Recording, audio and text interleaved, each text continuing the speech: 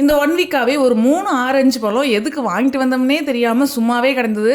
சரி அது வேஸ்ட்டாக போயிடக்கூடாதுன்னு சொல்லிட்டு அதை வச்சு ஏதாவது ஒரு ரெசிபி பண்ணலாம்னு சொல்லிட்டு யூடியூப் பார்க்கும்போது ஆரஞ்ச் சோர்பே அப்படின்னு சொல்லிட்டு ஒரு ரெசிபி கண்ணில் மாட்டுச்சு. இந்த ரெசிபியோட நேமையே கரெக்டாக ப்ரொனவுன்ஸ் பண்ணுறேனான்னு தெரியல. ஏதாவது தப்பாக இருந்தது அப்படின்னா மறக்காம கமெண்ட் செக்ஷனில் கமெண்ட் பண்ணுங்கள். ஃபஸ்ட்டு இந்த ஆரஞ்சோட தோலெல்லாம் எடுத்துட்டு தனித்தனி சொலையாக பிரித்து தட்டில் வச்சுட்டு அதை வந்து ஃப்ரீஸ் பண்ண வச்சுருங்க.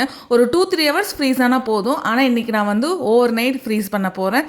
நாளைக்கு தான் இந்த ரெசிபி வந்து செய்ய போகிறேன். இந்த ராகி சேமியா செய்யறதுக்கு எனக்கு சுத்தமாக வரவே மாட்டேங்குது. ஏதாவது ஒரு மிஸ்டேக் பண்ணிகிட்டே இருக்கேன்.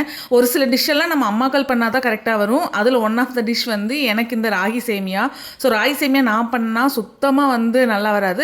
இதே அம்மா பண்ணாங்க அப்படின்னா அழகாக உதிரியாக சூப்பராக வந்து பண்ணுவாங்க. சரி அதோட டெக்னிக்கை வந்து இன்னைக்கு கற்றுக்கலாமேன்னு சொல்லிட்டு அம்மா கூட நின்று அவங்க சமைக்கிறதெல்லாம் எப்படின்னு சொல்லிட்டு பார்த்துட்டு இருந்தேன். ராகி சேமியாவே 3 மந்த்துக்கு ஒன்ஸ் 4 மந்த்துக்கு ஒன்ஸ்ன்னு சொல்லி தான் நம்ம வீட்டில் வந்து ரெடி பண்ணுவோம். ஸோ அடிக்கடி பண்ணிட்டு இருந்தோம்னா கண்டிப்பாக நம்ம அந்த டெக்னிக்கை கற்றுக்கலாம். எப்போயாவது ஒன்ஸ் பண்ணும்போது அம்மாவே பண்ணிடுவாங்கன்னு சொல்லிட்டு அசால்ட்டாக விட்டுருவேன். இன்றைக்கி வந்து ஃபுல்லாகவே நான் அதை எப்படி பண்ணுறதுன்னு சொல்லி கற்றுக்கிட்டேன். ராகி சேமியாவுமே ரொம்ப சூப்பராக வந்து ரெடியாக இருந்தது. அம்மா ஃபஸ்ட்டு நான் ரெசிபி சொல்கிறேன் நீயே ரெடி பண்ணு அப்படிங்கிற மாதிரி சொன்னாங்க.